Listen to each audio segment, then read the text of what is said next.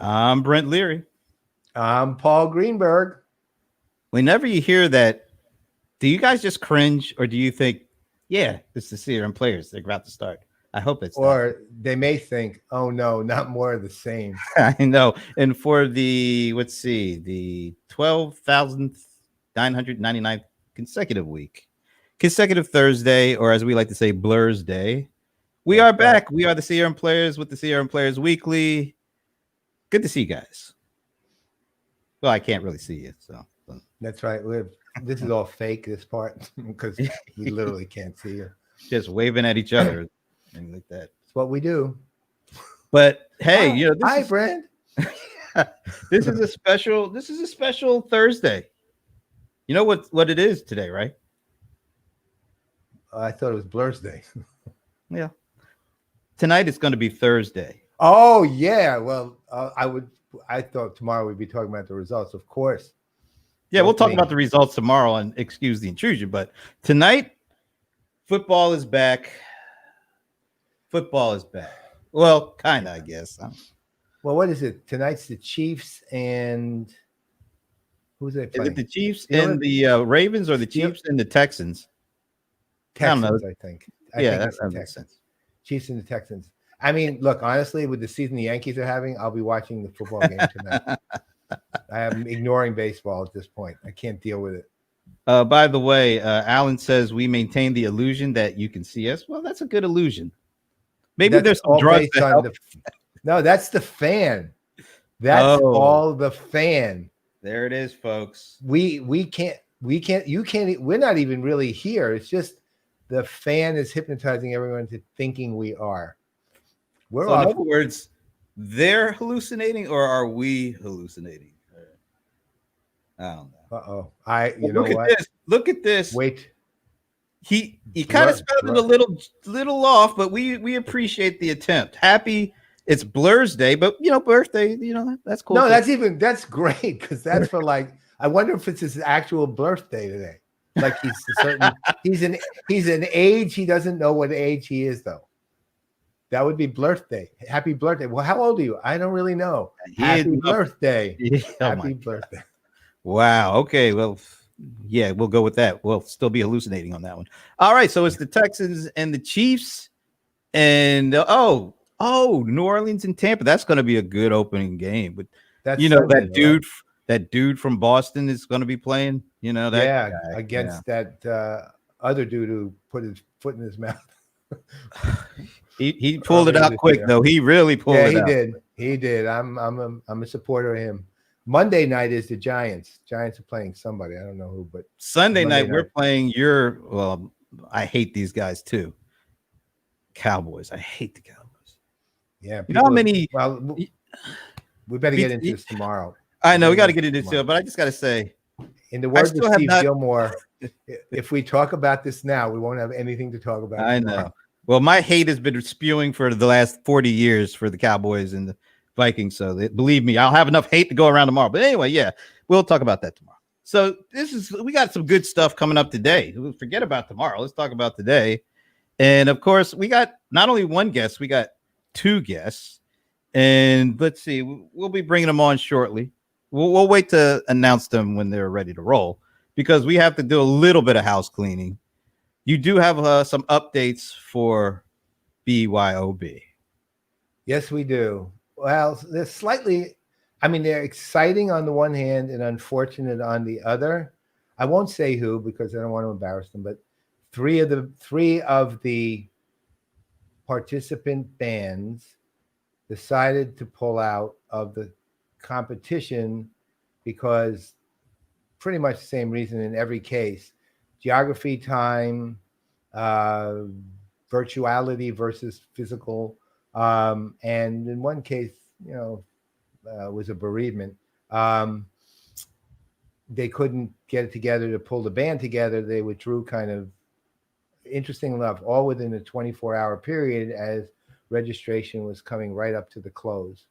That said, the other 10 are in solid. We have all the songs. We have the names of the band. We have all the players, and we're ready to roll. And you will see announcements probably next week, we will be announcing the names of the bands, the companies, and the participants and the songs. We'll have a part of our segment will be to talk about the BYOB and the details. And there are some seriously cool songs that, if they can pull these off, will be tours de force or tour de forces, depending on which is which. Tours de force, right? I'm telling you, there are some, and I will say this, I'm not going to say who, but there is one band that has at least one original song that went against the grain. So and it's going to be. They kind of just listened to your warning and said, "To hell with it. We're doing our pretty thing." Much. And when you hear next week who it is, you'll realize this is not going to be an easy one, right? Either. I mean, don't forget, my warning was with a cover, of course, the music has to just be good to the cover, basically, except for Prince, who can't even be in the competition. And Brent, you're lucky there is no Prince song. Yeah, I was getting ready to say, I'm glad they heeded that warning, because believe me, there would have been blood. That's all I could say. But with the original, not only better the music be good, but the song better be damn good. No right? Prince. Right. No Princes. Zero. No Prince. So anyway, we'll get into it next week. But there are 10 bands. Everything will be announced in detail next week, and we will be off to the races. Races. All right. Okay. You know what? I did wear something special. You notice this is my new Rams scrubs. You notice, like, it looks like I'm a doctor, kind of dark doctor scrub look. This would be your Dr. Deacon Jones. Dr. Deacon Jones. You don't want to see Deacon if you the last person you want to see if you're looking for somebody to help you. Yeah, help you get a head slap. He's the one who put you in front of people who had scrubs on. Oh, you know what? Before we bring on our guests, we did do the happy hour. What was that? Was that just yesterday? Yeah. And I tried to play a clip. Remember, I tried to play a clip yesterday, and you couldn't hear it. Yeah. Can we hear it today? I'm going to do it today because it's worth hearing. Yeah, it sparked a really interesting conversation that went all over the place. Not quite like last week, but it went over the place. But if you allow me to play this clip, and just to make sure this stuff actually works, got the new system here. So check out this clip, and maybe we'll talk a little bit about it on the other side before we bring on our guests. Oh, so I got to do this. I hope I got to do this. And I'll put the sound on this time. And now let's see if this works. Earlier this morning, we reported here, broke the news on CNBC, that Walmart has expressed interest in buying TikTok, or at least being part of a consortium to buy TikTok. We now have a statement from Walmart with more detail on this, confirming our news and going even a step forward, saying they are teaming up with Microsoft, which of course has been very public about being in talks to buy TikTok. We have the statement here.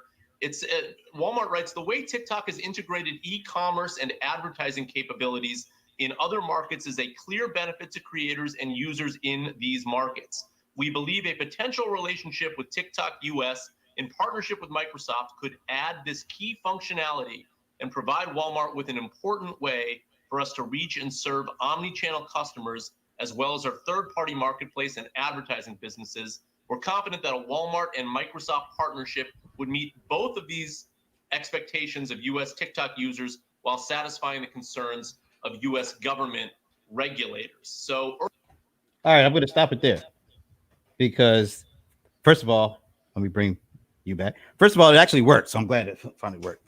But that was the explanation of Walmart and Microsoft teaming up to look at buying TikTok. What did you think of the explanation? Did that make sense to you? No, but the whole thing didn't make a whole lot of sense, although we kind of were wrestling with it throughout. And I'd say we were trying to come up with as much justifications as actual reasons. for why Walmart and Microsoft might work together on something like this. And I'd be very curious to hear what other people have to say about it too. But just briefly, one thing that I did learn since our discussion yesterday was that right before, at least it would explain as sort of a small part of why Microsoft might be interested in appropriating this relationship, was Walmart had announced that they were probably I don't think the deal was signed, that they were probably going to buy $800 million worth of Google Cloud services, right? Literally for powering Walmart, right? In the 11,200 stores they have, which of course, if this alliance goes down, that becomes probably, unless the deal is done, that becomes Azure, right? And that's where they say, yeah, that's kind of interesting. So, right, like Walmart was playing both sides here. They're going Yeah. one way with one group, and they can need all the help they can get to compete with Amazon, but they're not going to be able to do it even with Microsoft's help. So why don't we just ask people to throw some comments? What do you think about this possible? I mean, the other thing we did here was that TikTok is also trying to work with the government to figure out a way that they can not have to sell anything. To see if they can still be here and not have to sell their stuff on. Okay, so yeah, leave your comments as to, do you think that's the combination of Microsoft and Walmart buying TikTok to go after their mutual nemesi, whatever, the people they don't like. Let us know if you like what that potential could be. All right. So in the meantime, speaking of Microsoft, actually our first guest has a little history, knows a little bit about Microsoft. Here he is, Mr. Hayden Stafford. Whoa, finally. Yay. Gentlemen. This is yay. Yay. I just want to come clean. I have no idea why they debunked TikTok. I'm not smart enough to answer that question. Well, we were wondering if maybe you transferred that that Microsoft interest in TikTok. Maybe you brought it to your new job as president of client engagement at Pega and said, you know what, we should be in the sweepstakes too. Yes, Alan, we've got to buy TikTok. It's our target market.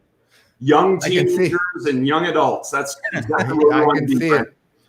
I know. You buy TikTok and then you buy Etsy, right? Oh, wow. Your next purchase. You buy Etsy.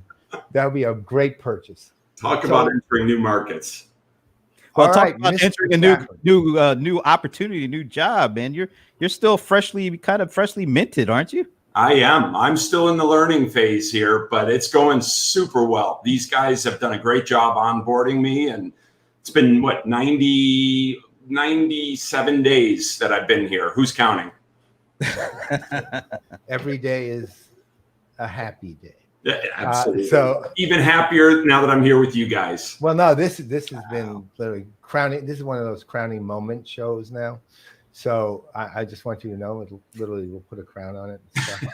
So okay, Hayden. So listen, I got to ask you this because I've known you for what?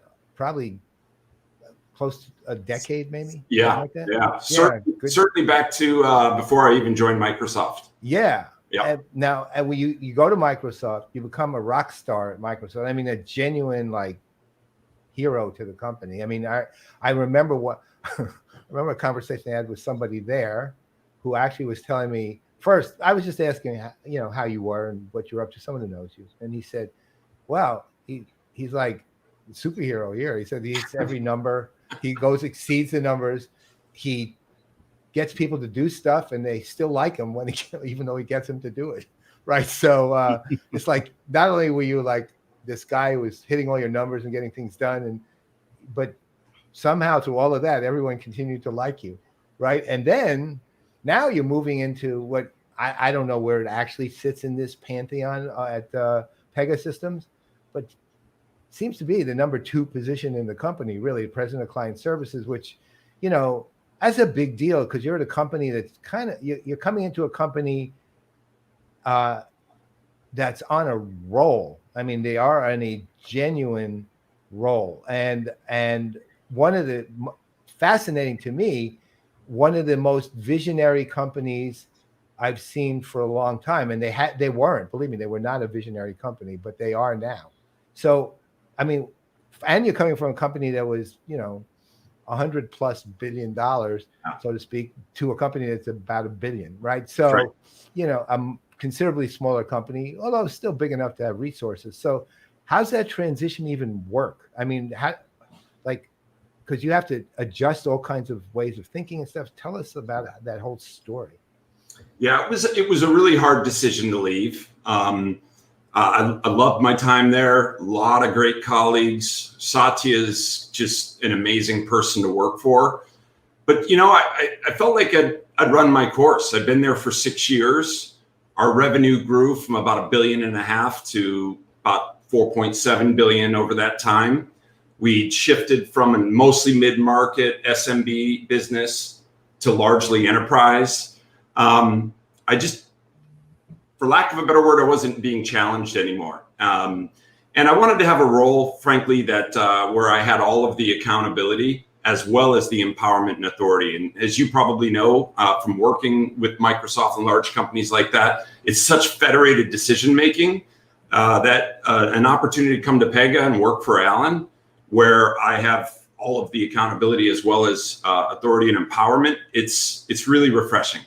I'm going to live and die by my decisions. So let's do it. And, as you said, the company has been phenomenally successful over the years, 20% plus growth, $1 billion.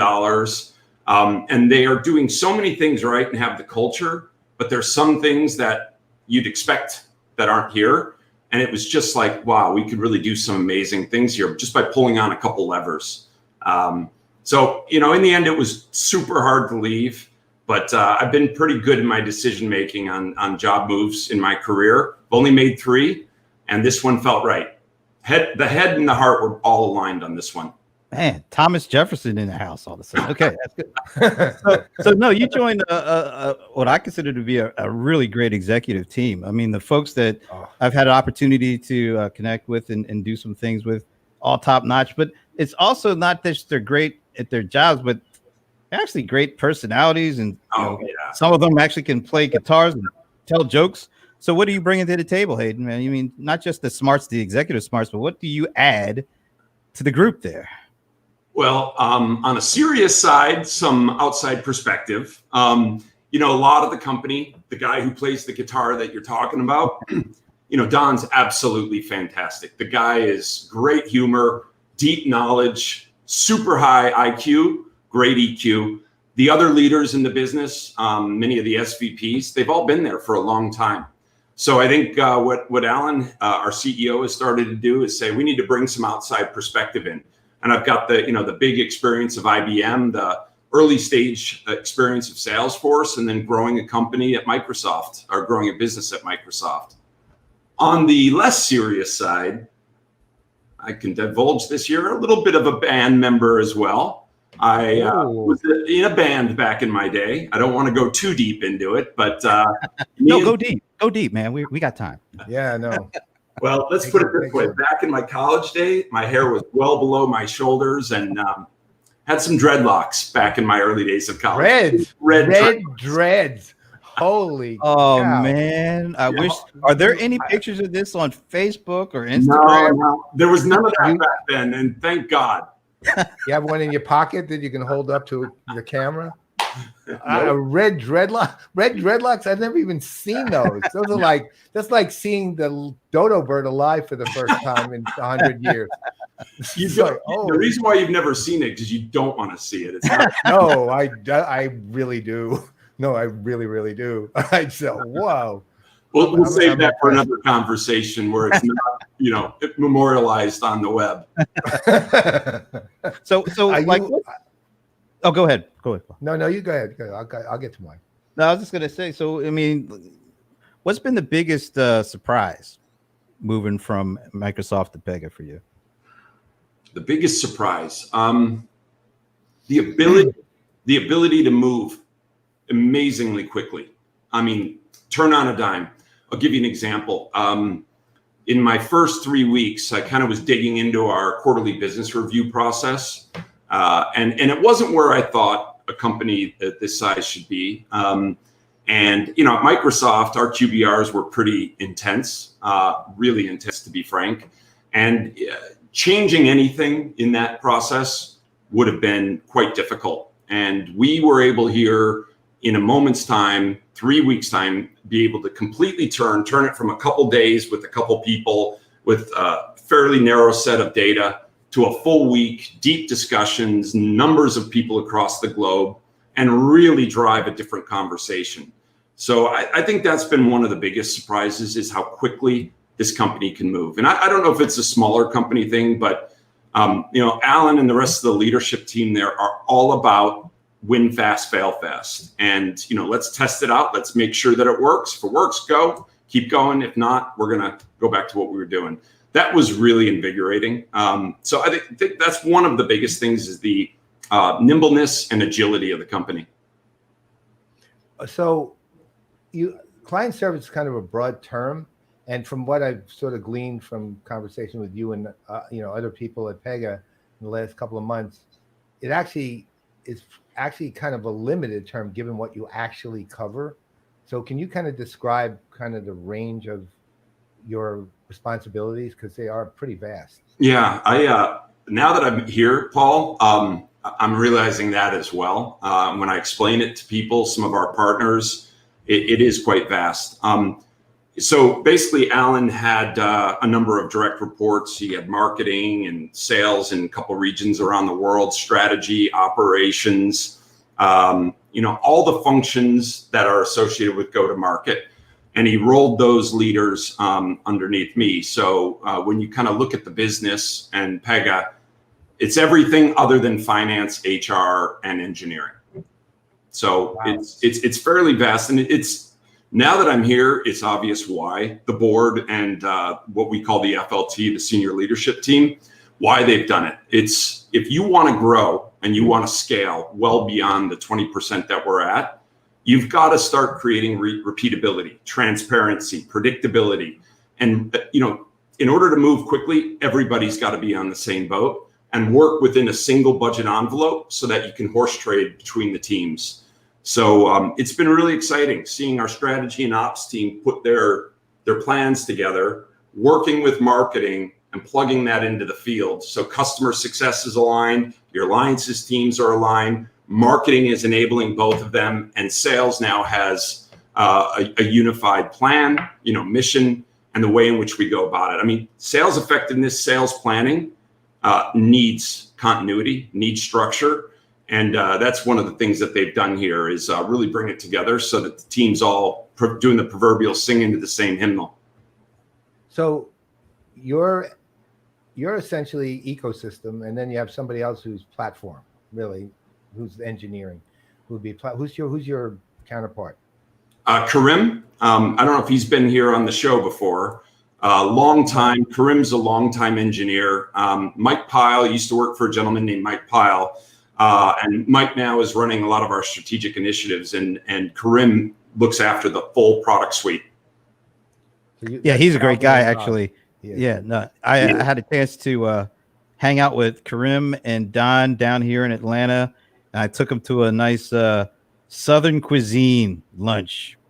Where'd you I took him to the Southern Kitchen down here, and it was good place. I think they got a new understanding of good old-fashioned Southern cooking. I'll tell you one thing about Karim. You know, we have a lot of technical debt from, and Microsoft had, anyone who lived in the old perpetual on-premise world has that. Really being aggressive and quite ardent in the way that we move our customer base, big install base, big complex systems, you know, JP Citi, Verizon, companies like that, and trying to get us to move to a modern world, because there's a lot of heritage here. You know, 25, 30-year-old systems, how do you get them to a modern cloud system? That's what Karim is driving right now, on top of just innovation across our product line. Well, I would say one of the most innovative. One of the things that, look, I remember Pega, you know, way back in the day, so to speak, when their focus was pretty much BPM, and that was that. And it was great at that, and they could handle a lot of complexity at that. And then I watched this evolution over 6 years, 7 years or so, without missing a beat the whole time, by the way, but 6 or 7 years from BPM to CRM-ish, and that came right at the point of the acquisition of Cordiant, then CRM, and then when you actually built products, that were based on that, then you kind of went to customer experience, and then you went beyond that to an engagement platform, and you're one of the few companies that could make at least a reasonable case, although it's not complete, but a reasonable case for having a genuine engagement platform, not a CRM platform renamed, right? Because you have some of the other, not all of them, but some of the other elements you need for that. And the other thing that somehow happened in that time was you became very much a visionary company, empathetic AI, healing RPA, autonomous customer service. Absolutely correct. I mean, that's amazing. And the interesting thing is 2 of the 3 I mentioned are in production. Oh yeah. Isn't yet. But your job is to take that and bring it to the full ecosystem, right? And all of that from end to end, partners and as you said, customers, everybody. And how do you even conceive of that kind of going to market? Yeah. So it's one of the reasons why I came here. Is the underlying platform, the company was a platform company that, as you said, drove business process, truly the best in class in that space. And they started moving into apps, and then you had the convergence of the two. And I think the company's doing a lot of realization back that our platform is our core.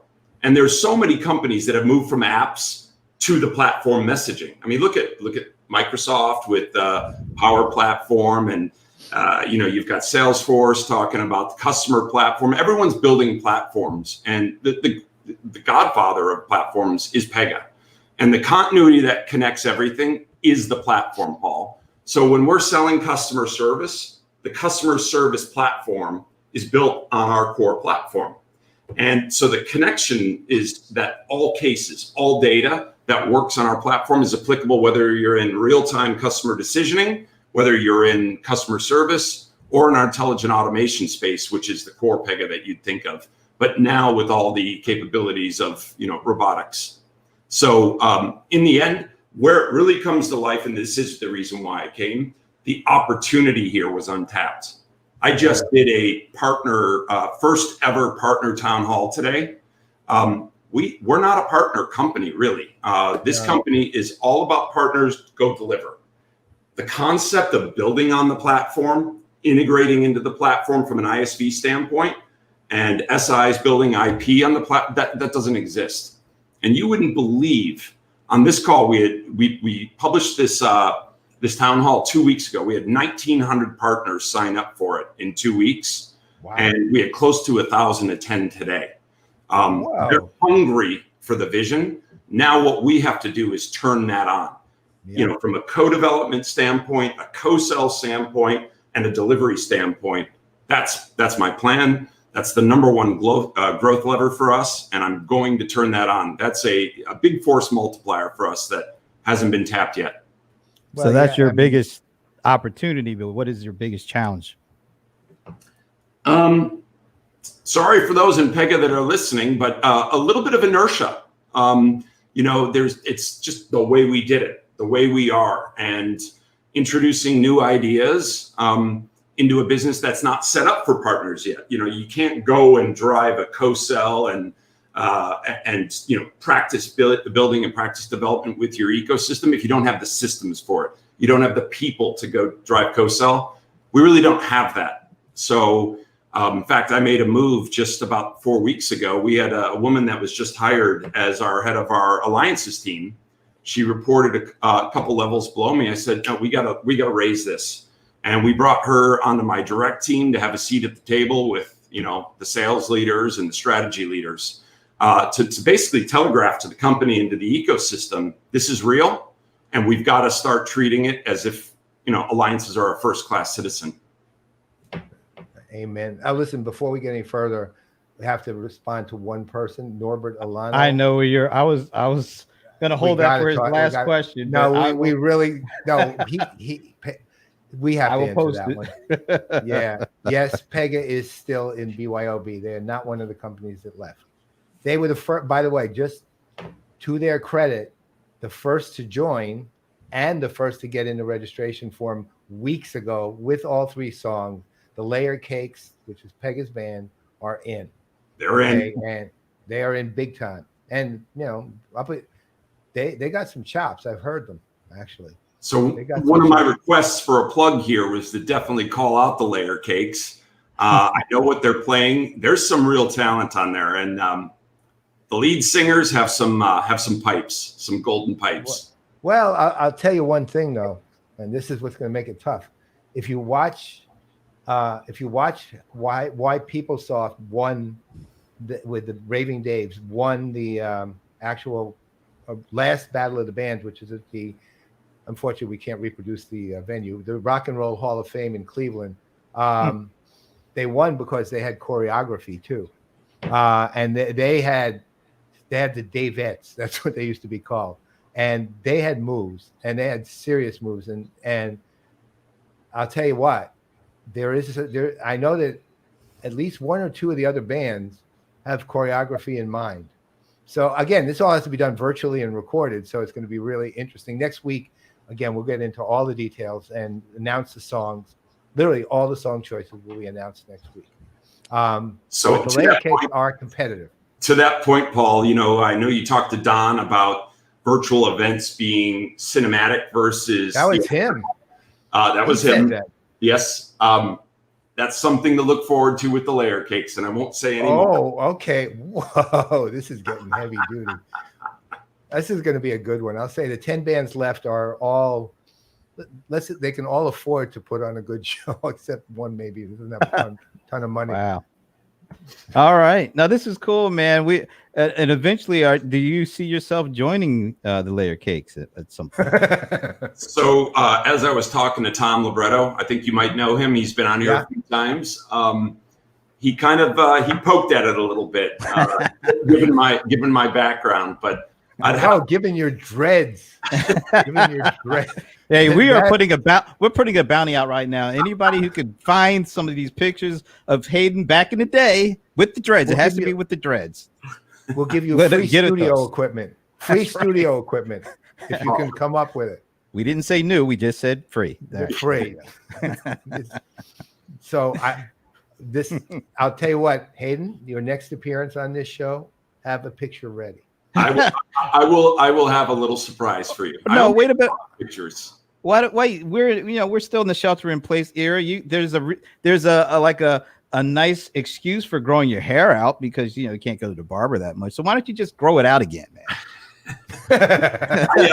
When I was at Microsoft in our first couple of years, we had a hard time with coming close to our forecast. And anyone from Microsoft that's listening to this, they'll know exactly what it was. And I made a challenge to the entire field. I said, I'm going to grow my hair out until we get within 10 percentage points of our called forecast early in the quarter. I went a year and a half without cutting my hair. And I said, when we do it, we can cut my hair at our big kickoff event called Ready. So I went a year and a half. And finally, I think it was Judson Althoff said to me, Hayden, I think you need to get your hair cut. Time to do that. Fortunately, the team killed it in Q4 and they cut my hair. So it happened. It was long, Brent. The reason why those dreads came in is because I have very curly hair. That transition period as it's growing out is not good. That would be you'd look like a male version of Annie. Wow. Okay. And on that note, Hayden might want to run away from here at this point. Hey, we appreciate you stopping by, man, and we'd love to have you come back again. Dreads or not, we'd still love to have you come back and then hang out a bit.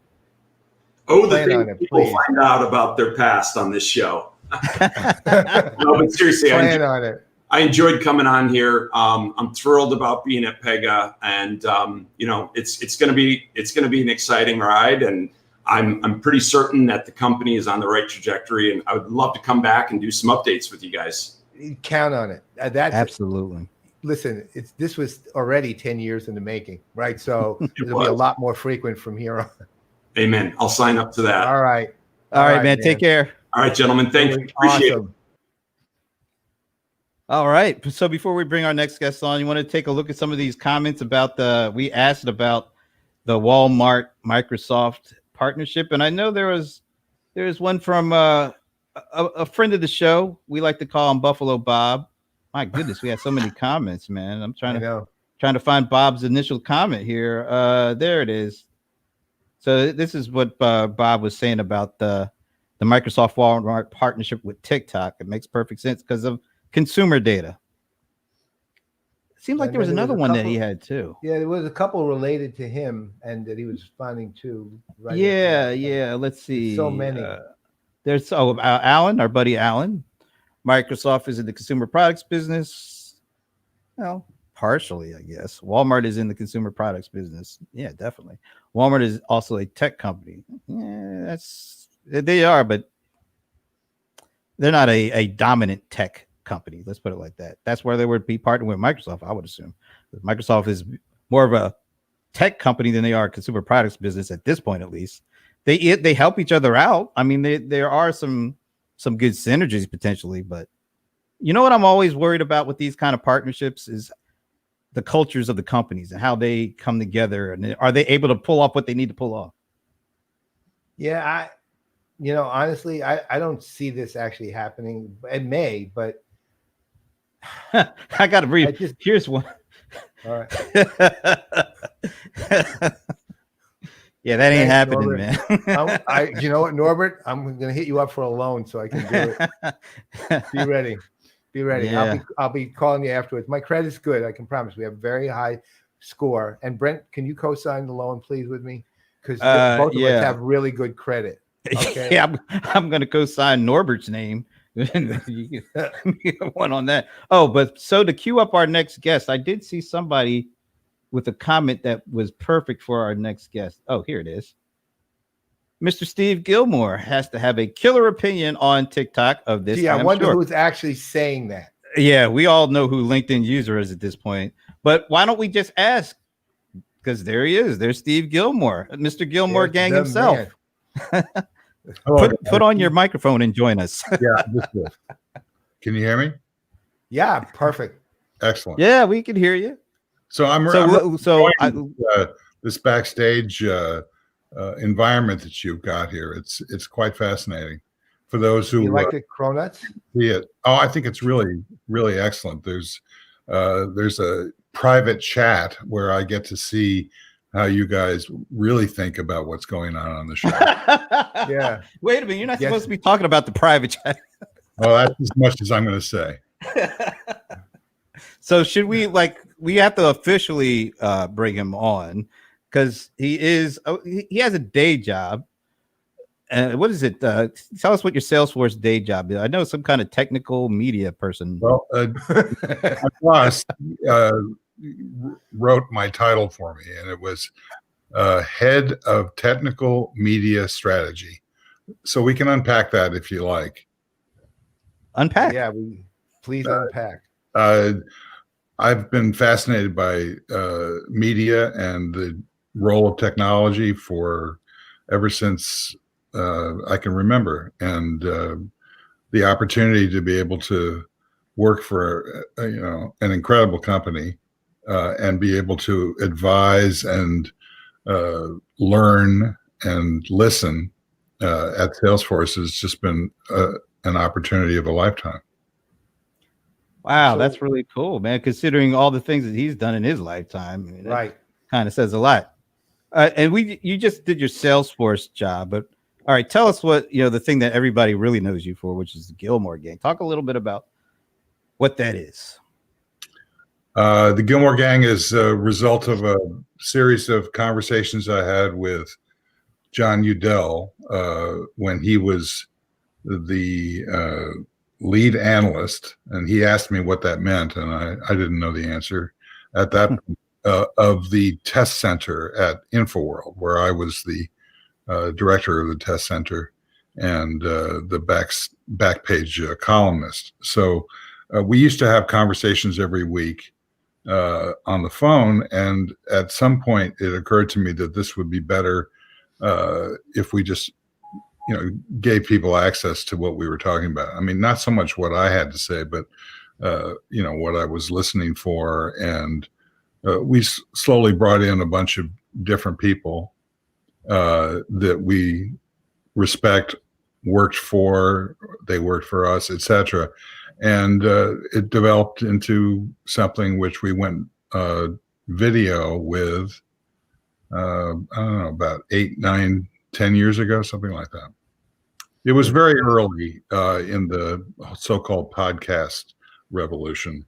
Well, if I remember correctly, you were the second podcast, I think, ever, really.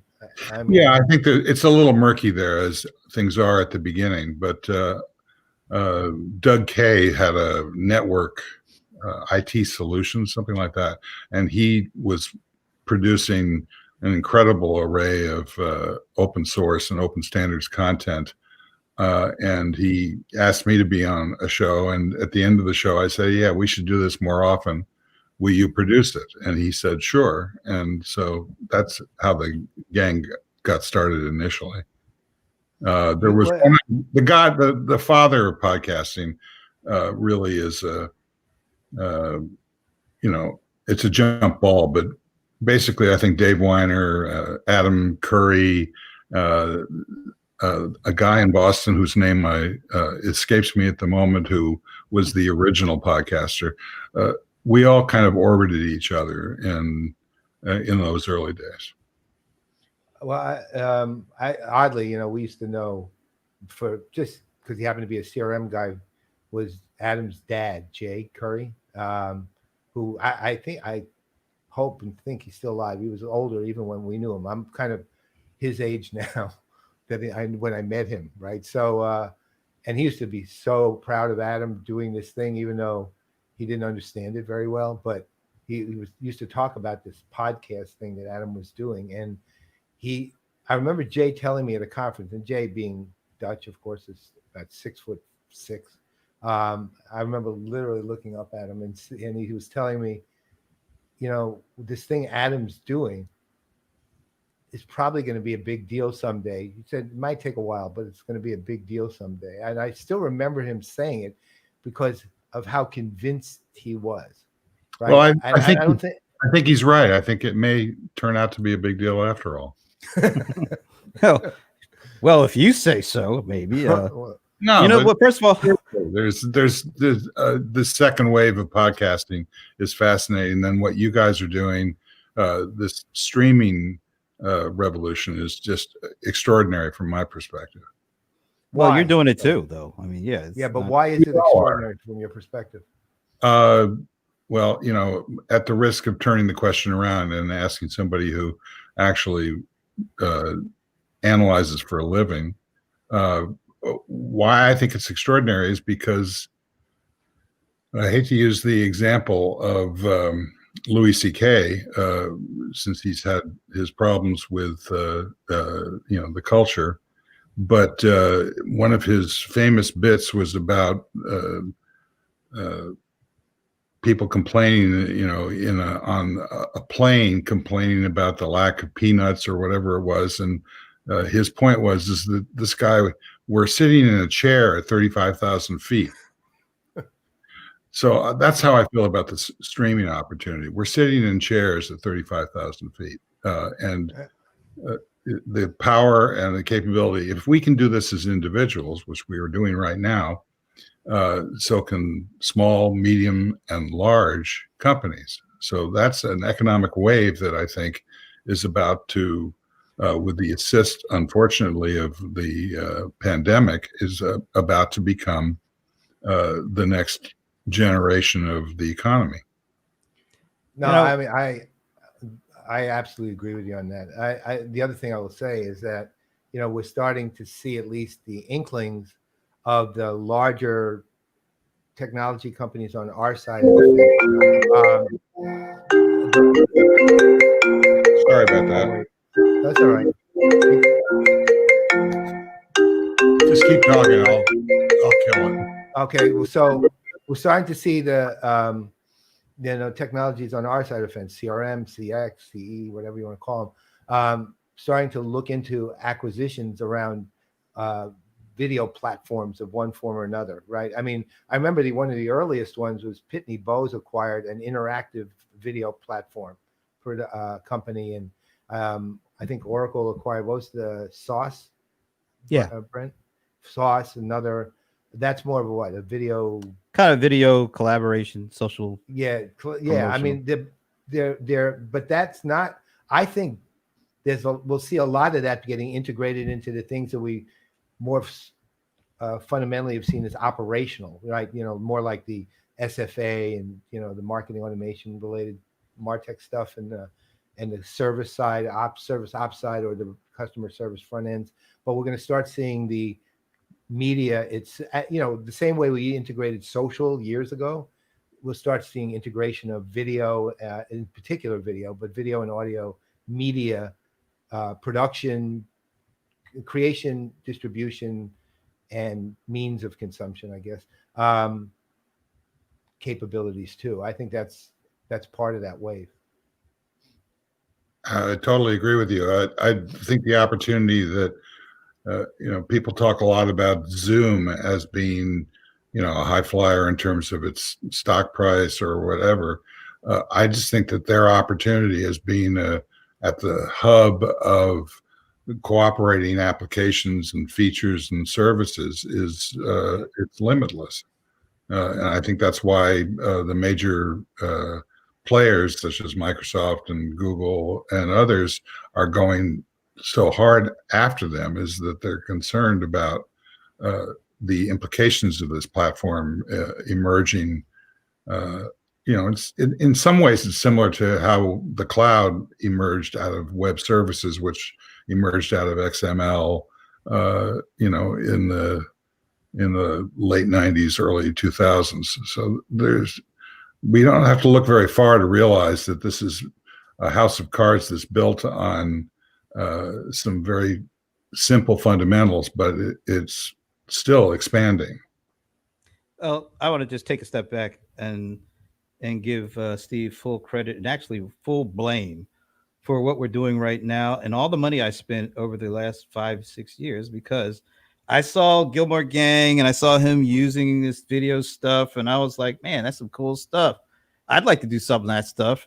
And then I found out about this company called New Tech and this thing called TriCaster and the price tag on the TriCaster. And I still bought it because I wanted to be like Steve. And that's been like 5 years. And then I probably could have bought a house with the money I spent on this stuff at this point. And then I infected Paul because I gave Paul an ATEM Mini. And now look what you've done to both of us. So and it is entirely your fault. It is completely your fault. Not only that, because you called the TriCaster the Trickster. That's all we called it forever. We never even called it by its right name. That's what Apple iPod autocorrect calls it. Well, yeah, but it's stuck, and it's the reason for our rabbit holes. You are. Well, we've got a couple of TriCasters sitting around right now. We're on Zoom. We're on this Brent Leary BBC channel. Basically, I don't know where you find time for lunch, let alone the money that you poured into this. No, I'm saying it just to be fair. You haven't spent that much money, just more than everybody else. Yeah, I didn't spend as much as you because you bought those big New Tech units. I stuck with the Mini. Well, it didn't exist then. So that's right. So that you were so far ahead. But I know you don't want to get too caught up in the past, but let's talk about why do you feel so inspired right now? Because it feels like to me, working with you on the GillmorGang, I've noticed a pretty significant change, like a new spark has been lit. What's behind that? Because you've been doing this for so long, but it seems like you got like a second, kind of like a second wind. Yeah, it's your second wind. I'm not good on self introspection. I'm much better at sitting back and waiting for other people to say what I think. But I think the reason that I'm as excited as I am about this is that there are many things that I did in the early days that I feel like as labor through this awful period of time, and I don't mean just the pandemic. There's a political moment that we're in that I find terrifying as well, and the Black Lives Movement. All of these things have conspired to make us, or at least me, want to pay attention to what it is that I can do that's going to make a difference on whatever level. I've never felt that powerless about doing things at a very small but efficient level. And I think that's where a lot of the technologies that we're seeing here emerge from, is a combination of very, very rich and powerful people like Bill Gates and Ray Ozzie and Mark Benioff and others. But it also, there's a certain resonance with the ability to be able to collect your thoughts, use a certain amount of good timing that in my case comes from being in the studio with a lot of incredible musicians and producers, and be able to fire off something that, if it's timed correctly at the right time and is backed by a platform that you can count on, can really change what's happening. So that's why I've been doing more writing than I have in many, many years. I find that intimidating, but at the same time, it's fun to be able to see something come together in the way. I used to write for the back page at InfoWorld, and it was about 700 words. Recently, I've been moving a lot of the studio and the technology over to an iPad Pro, and was trying to find a program that would give me the word count so that I could tell how close I was to being done. And we're sitting in the presence of the godfather of CRM, who he's got more words lined up and ready to go than anybody in history. So the word count is irrelevant. What it is whether or not you can make a difference. Paul, what do you think? Word count? No, here it is with the Gillmor Gang move. Yeah, I know this is the move.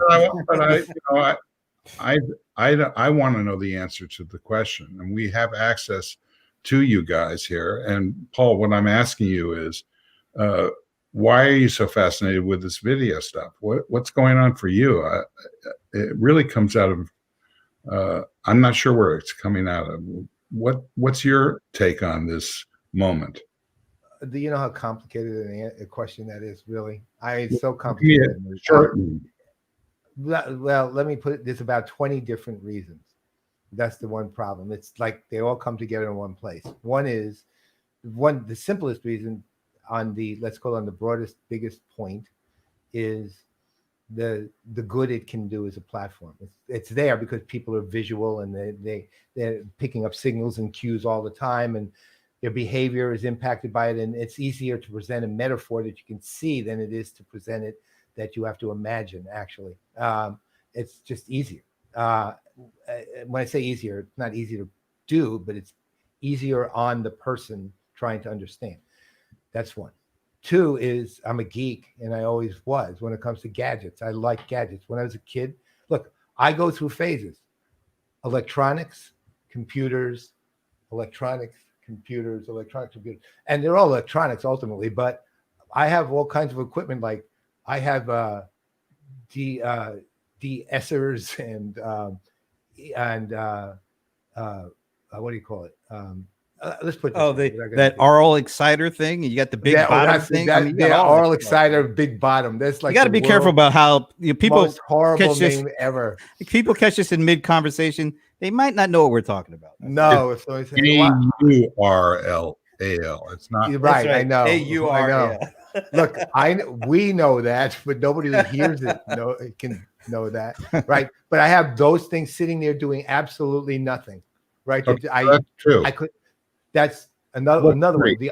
What's the third? I've got an extra ATEM Mini. Not doing anything. No, that's an ATEM Mini Pro, even better. Oh, that's ATEM Mini right? Pro. So right, you're even higher end. So, and the third one, very simply, is this to me, one of the things I've always prided myself on, and it's why I've wrote 4 editions of CRM Speed of Light and the book on customer engagement, is because I can anticipate where the market is going and the alignments of the markets. I've actually been pretty good at it, and consequently, I always found it as my part of my job, so to speak, is to get on top of that. And this wave, and this is, thanks to you and Brent, really. I mean, this wave, the more I watched it and the more I saw, even though I saw the failed attempts at using video, audio, and the other thing, which was actually instrumental, was YouTube, but in a very specific way. It gave me this big insight. And the specific insight came from this. When YouTube first happened, it was very simple. Everyone was absolutely blown away by the fact that they could upload something and it would be seen by all these people. And the quality of that upload was irrelevant, completely irrelevant. It's just the fact you could upload it and see it, right? And that you would be a celebrity, quote unquote. And that was like amazing. But the thing I realized not terribly long after that was we have all grown up, and I don't care what generation you're with, you had food, shelter, and television. I mean, everyone had a TV, everyone. And we expected, as a result of that, production values built into anything that imitates the look of a television, right? And this does, regardless of the fact it's a different medium. And consequently, now you don't produce low production value YouTube. And unless it's one of those train wreck things where you just can't get your eyes off a train wreck, you put up a 480p video and people really don't want to watch it, right? And the bad sound, they don't want to hear it. They want high definition. They want good quality sound. And why? Because we grew up with television, right? So consequently, to me, if you don't want the production to be the distraction and you want the content to shine, you have to literally make sure the production doesn't distract. And that's by being on the positive side, high value production on both audio and video. And that's the third reason. I totally, one of the things that I learned from watching, amazing people in the music business, producers in particular, is the best of them, they knew how to get out of the way.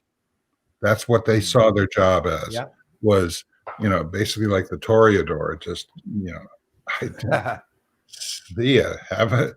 But that it seems to me to be the motive force behind what you're excited about, and it's definitely what I'm excited about. And I'll surrender the mic in just a second. But Brent, how do you come down on this? You're so good at this, Steve. I know. It's like I feel like it's Friday at 2 for some reason.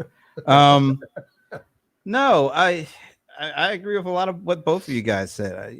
I think for me personally, I start getting concerned and frustrated when I feel like I'm just doing what everybody else is doing. So, I started blogging. I think I started my first blog. It was like 2004 or 5 or something like that.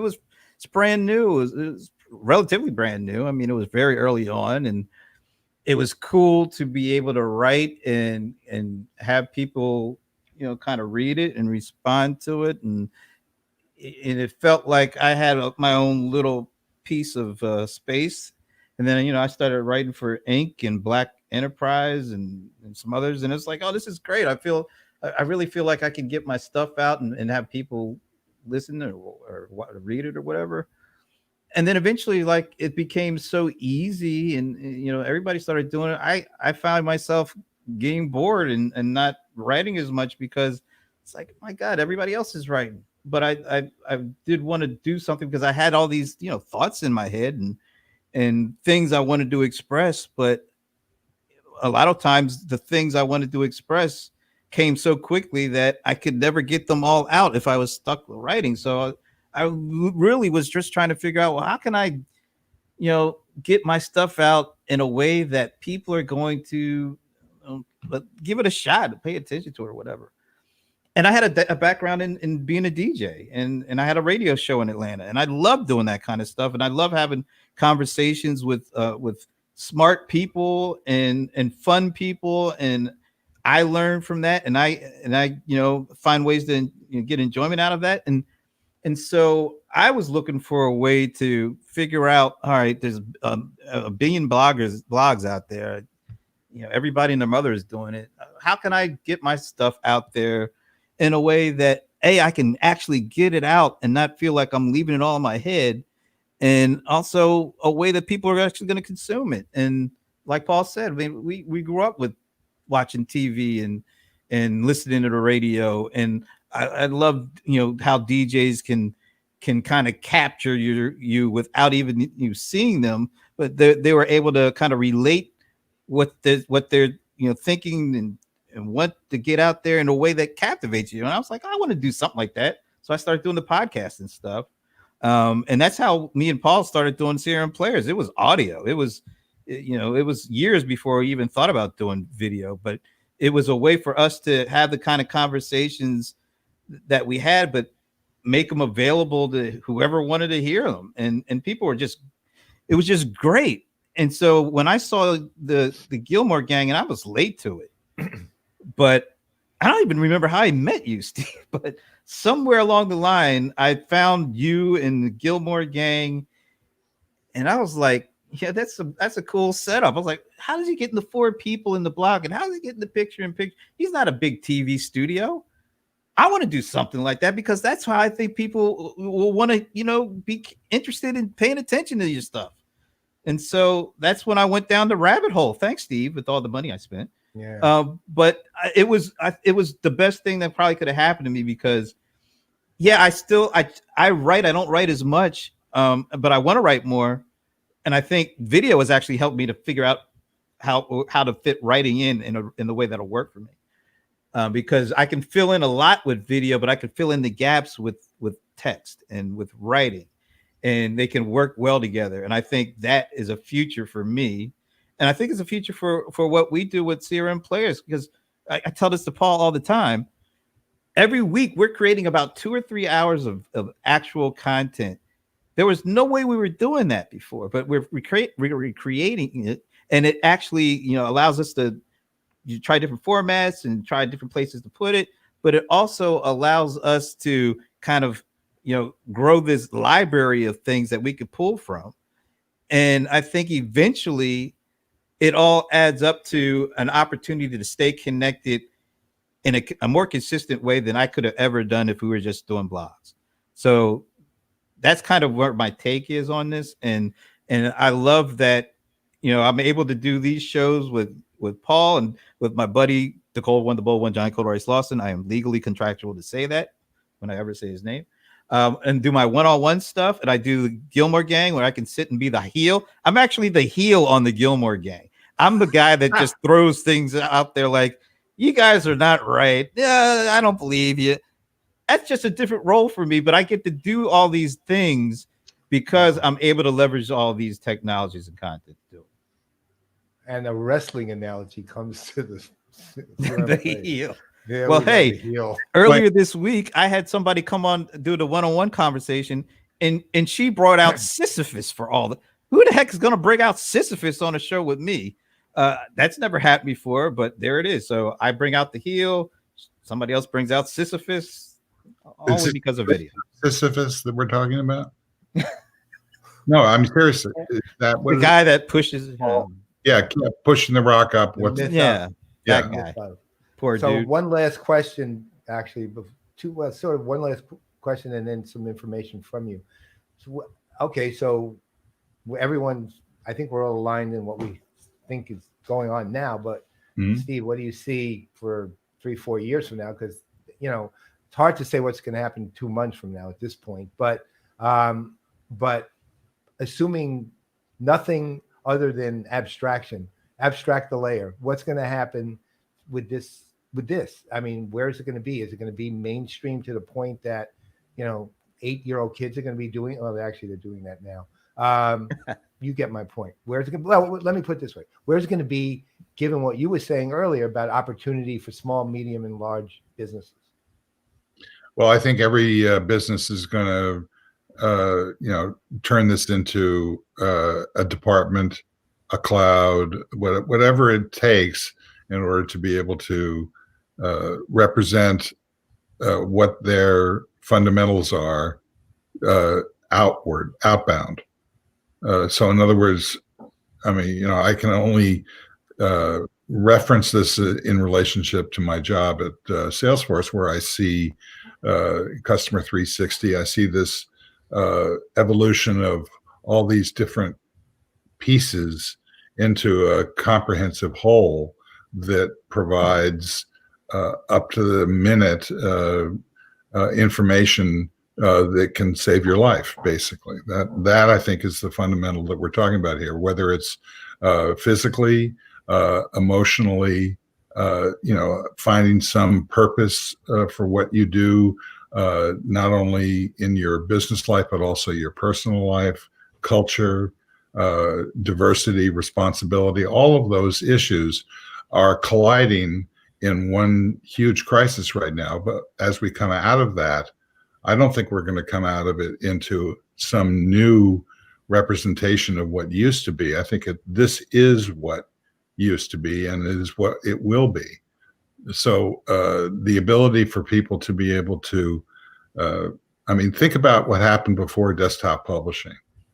When Apple pioneered the ability to be able to have this thing over here that you could, instead of hiring a service to be able to produce a brochure or a portfolio, you could actually do it yourself. So this is what the generation of people, like you say, Paul, that grew up on TV, this is our DIY for television. And then there are a bunch of things, as Brent points out, that come off of this sort of platform that's emerging. Newsletters. I mean, who cares about newsletters? I don't know. I do. I'm not sure why, but I find it interesting to be able to open up access to the fundamentals that we use when we create this content. What are we seeing? What random insights are we deriving from found material that floats by via notification or whatever? That's, I think, a fascinating service. And we are now in the throes of being able to do that as well for very small investment of anything but time, which of course is the most important of our investments. So I see these newsletters, notifications. I think I've talked about this before. Notifications, I think, are the platform on which all services will be more and more automated and built using AI and the capabilities of being able to anticipate the next best tweet. Wow. Now we got the next best tweet along with the next best action. Exactly. So I think it's going to be ingrained in everything we do. And there was an interesting announcement today that came. We have this little back channel for the gang on Telegram, and I'll promote that on the show tomorrow so that people should join. And somebody posted something about IFTTT, which is a sort of erector set Lego system for connecting applications and features of applications. And they are moving to a IFTTT Pro model, which may or may not be successful, who knows. But what they're doing is that they're trading on the implications of this platform, and they're taking a step like Restream took, which is what's providing this show being distributed on multiple platforms. These services and tools are now starting to go to that next step of having economic levers behind them. And the last thing that I would say about this, Paul, is to something that I got from you, just, the flavor of it, which is, I've always been interested in the combination of technology and what people do with it that becomes popular and therefore has its own network effects, and how that spins up. That's how you figure out what the future is by connecting to that sort of secret source. And so I think that the anomaly has legs. That's what you find out. Yeah. I don't know what that means, but it sounds right. Right, it does. It's a cool phrase. Who said it? Me. Sisyphus. Yeah, when he dropped the rock.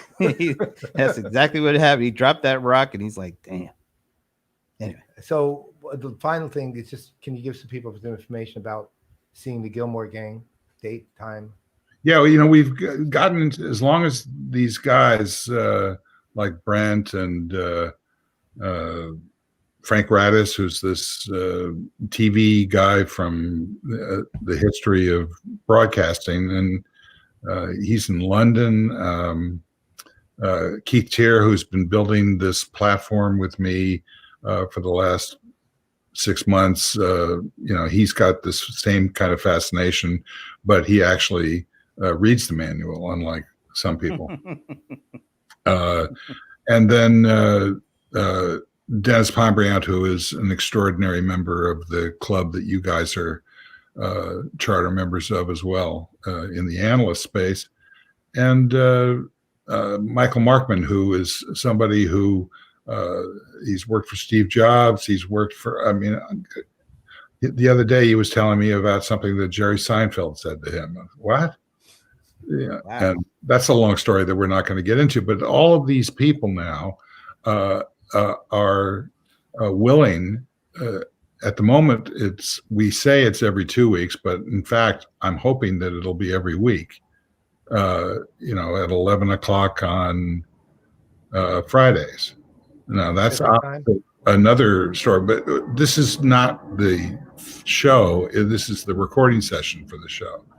So, we're restreaming it, and it's going out live. So, and the audience for that is interestingly doubling over the past few weeks, which from a very small number to a slightly less small number, but still, it's the percentage of growth that I think is most interesting.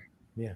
So wait, so tomorrow at 2 p.m. they can or they can't see it?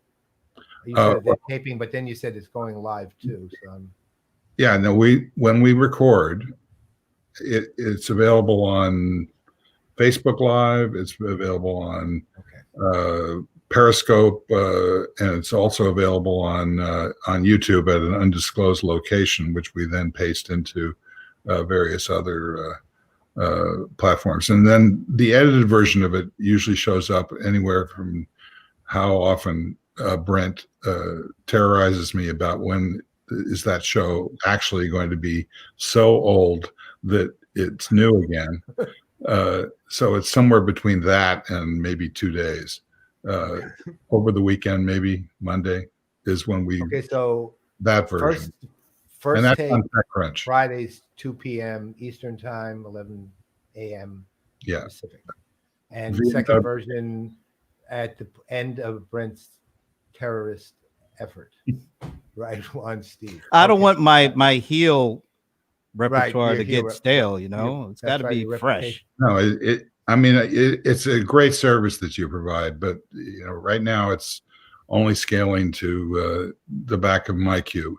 I just moved everything about the show subsequent to actually recording it using a Mac over to the iPad Pro. So that's increasing the ability for my partner and I, Tina Chase Gillmor, who is the producer and director of the show, to be able to add and edit material. And there are other things that are going to come along, I think, as a result of the newsletter and the Telegram feed, which I find fascinating.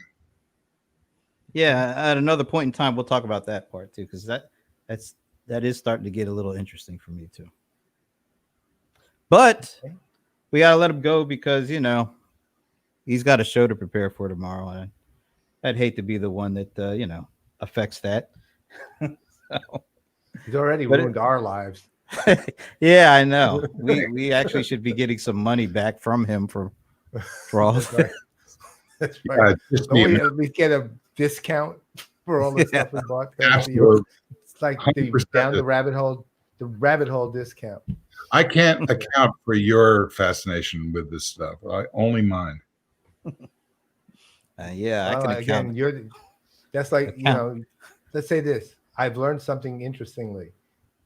When you get a pinched nerve in the back, you don't massage the pinched nerve. You massage the trigger points. Okay. That's how you stop the pinched nerve.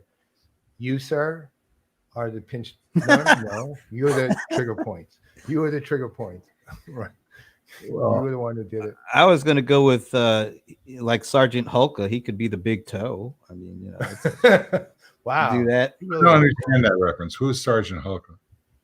Stripes. Come on. 1981. Bill Murray. Yeah. Harold Ramis. Great. I've heard of him. Warren Oates is Mr. Sergeant Hulka. Warren Oates. I believe that was Warren Oates that was Sergeant. Yeah, it was Warren. Yes, it was Warren Oates. Yeah. With that dopey hat. So before we leave, a quick question. Paul, Brent, any good things to binge on television? Any recommendations? Well, we have similar but not identical tastes. So I'll tell you what, Steve, what was the last thing you binged? We can work from that. Well, I'll tell you something that I think Frank Radis hipped us to, which we enjoyed tremendously. It was Huge in France. Never even heard of that. I don't know where it is. It's out there somewhere, probably Netflix. Very funny and very, very real. Really good. So that was like, unfortunately, it was like 6 episodes, and that was it. Now, I mean, see, I there's a sports thing I like a great deal, but you got like sports kind of it's just because it's funny and extremely sweet, which is it's on Apple TV, and it's Jason Sudeikis stars in something called Ted Lasso. It's really funny. I did start it, yes. It's gone through I think 6 episodes now, and I'll tell you what, it's without a doubt, outside of SNL, of course, Jason Sudeikis is best thing ever. He's really good in this, and the supporting characters are excellent, and it's just really good. I love it, and it's like one of those can't wait for the episode the following week. Tier recommended something called Young Wallander. Yeah, I just started that, so I'm on episode 1. Yeah, really good. Esteban is recommending Umbrella Academy season 2. Yeah, but you have to watch, or at least I do, season 1, which is really confusing. I know. I didn't watch either of them. I started season 1, didn't get too far with it. I watched this thing on HBO, which is a comedy. I never heard of this person before, Aquafina. Yeah. She has some show. It's called Nora from Queens or something like that. It's kind of funny, man. I mean, she's kind of funny. I didn't know she had a show. I just keep seeing her in celebrity appearances. More of it. Have you seen Atlanta? Oh, of course. Yeah, that's great. But they do something great, and then they go away, and he changes businesses. He's a rock star now. I mean, thanks, but how about more Atlanta? Thank you. He's a big star, man. He's multi-talented. He's doing TV shows. He's doing movies. He's doing CDs. Yeah, but the Beatles, when they did a couple of movies, but they didn't stay there. They went back. But they didn't stay together for very long. Well, if you count 6 years of touring in Germany, and then an 8, 9, 10 year career, that's pretty long. Okay. Okay. Ray Gerber, Waiting for Anya. The Ottoman Ottoman. Lieutenant. Wow. Yeah, that one. I That don't sounds know. like some heavy stuff. I don't know either of those. I'll check out them though. Waiting for Anya has some possibilities, right? I guess. I could. So, I don't know. Esteban, are you talking about the Aquafina show? Are you Border talking Life about Price when you talk about LinkedIn user? Excuse me. Yeah, that's Esteban. He's his security settings don't allow people to know who he is on StreamYard. I see. What does All that right. mean? Well, I don't know, but I think it's time to end. This has been officially our longest show. Yes, congratulations and well worth it, of course. Absolutely. Well, I And once enjoyed again- your first guest as well. I thought, it's great to be on the other side, and now I'm going to go back to having some control over my life. Look at here. Here's a familiar face. One of the gangsters, Keith here. Of course, it was a Nice. great show, right? So, it was a great show. Well, look, couldn't think of anyone better to make this the longest show in the history of the Playaz. Absolutely. Well, Thank maybe we won't do it again. That'll No, be. no. We'll be on. No. Look, here's what I'm gonna. If you refuse to do it again, I'm gonna unleash Brent on you. I've never used to do anything. It's It's the heel, man. the invitation to come. What can I do? I'll be a All big. right. Oh, look at that product placement there. Wow. There it is, Really? the Gillmor Gang. The only thing missing is the TV is not on in the back. There's usually a TV with CNN on in the back. Sorry, we have to keep some of our tricks for ourselves, right? See, Brent? my fan goes with me on every show, man. I'm sorry. It's going on the road if we ever get back to the road. All right. It's been a pleasure. And I will be talking with you and Keith and Frank and Michael and Dennis and Tina doing the production work tomorrow. Excellent. I'll watch. And of course, then, you know what? After that, sports, excuse the intrusion. So it's like, double duty. But fun And double duty. Double duty Radcliffe was, of course, What's the problem with the Yankees, Paul? What was What's that? going on there? The Yankees. Come on, give me a break. I'll tell you what, tomorrow after the Gillmor Gang, come to the excuse the intrusion and I'll answer that. Yeah, that's I'm actually good. going on your principle. I wish we don't have that conversation now because then we could have had it on the air later. That's your principle. You taught me that, so I won't reveal any of that now. Tomorrow, we'll talk about it. Oh, by the way, we also do have a guest, Russ Cohen, who will be joining us tomorrow. He has a XM radio sports talk show on hockey, I believe, and he's a writer. He's been up in the New York area, I think, doing all sorts of coverage of sports. So it'll be fun talking sports with him tomorrow. And that was thanks to our player in residence, Ginger Conlon, who made that intro for us. So yeah, Steve, if you want to come over and talk a little bit about the Yankees. We'll be talking about the first NFL game too, because that'll have taken place by then. It'll be fun. No, we play Sunday night. It's a nationally televised game. It's at the new SoFi. I'm looking forward to seeing the new stadium. That's going to be awesome.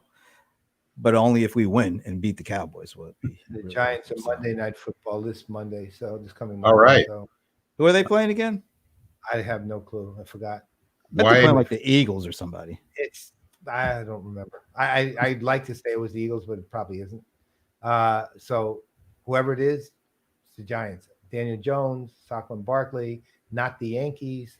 It all works well. And on that cheery note, I'm Brent Leary. I'm Paul Greenberg. And for the Gillmor Gang, that's what I like to call them. We are the CRM Playaz, and we will see you tomorrow. Take care. Thanks, guys.